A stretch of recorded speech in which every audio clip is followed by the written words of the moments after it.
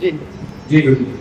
राकेश है गुवाहाटी से, इनका प्रश्न है कि इंसान सब चीज़ की तैयारी करता है, ये अभी रिटायर हुए हैं, 70+ इनकी उम्र है, ये कह रहे हैं कि क्या मृत्यु की भी कोई तैयारी जीवन रहते कर लेनी चाहिए? गुरु जी आपसे मार्गदर्शन चाहिए। 100%। जब जन्म हुआ तो मृत्यु निश्चित है, कोई डरना नहीं, कोई घबराना नहीं, कोई दूर नहीं भागना, ये कंफर्म है। इस दुनिया में, इस ब्रह्मांड में जिसका जन्म मृत्यु निश्चित है। मृत्यु से पहले क्या तैयारी करें कि जब मृत्यु निकट आए, नजदीक आए, तो हमें ये भय और डर ना हो कि हम मर रहे हैं, ये खुशी हो, ये प्रसन्नता हो कि हमने इस दुनिया में अभिनय बड़े अच्छे तरीके से किया और अब उस परम पिता परमात्मा के पास जा रहे हैं। जीवन भर जिसकी धूप दीप आरती की, अपने भगवान के पास जाने में डर कैसा? जिस भगवान के नाम से शुरुआत करते हैं, जिस भगवान के नाम पर रात में शयन करते हैं, सुबह शाम जिसकी आरती करते हैं, घंटों घंटों बैठ के जो हम कीर्तन करते हैं, जिस भगवान के नाम पर हम तीर्थ यात्राएं करते हैं, तो ये तो खुशी और प्रसन्नता होनी चाहिए कि अब उस परम पिता परमात्मा के पास हम चलें। जब राजा परीक्षित को पता चला कि आज से 7वें दिन तेरी मृत्यु होगी, तो राजा कुलगुरु के पास गए।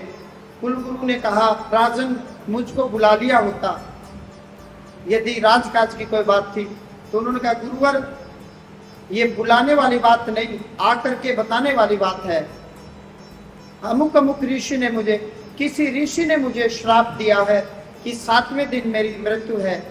तो उन्होंने कहा कि इस दुनिया में फिलहाल कुछ महात्मा, कुछ ऋषि ऐसे हैं जिनका आशीर्वाद या श्राप फलित होता है, और राजा को श्राप देने का अधिकार 5 ऋषियों को है।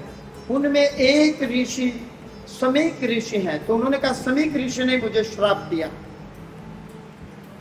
क्यों दिया? बोले ऐसे ऐसे मैंने ये कर्म किया, मरा हुआ सांप उनके पिता के गले में डाल दिया।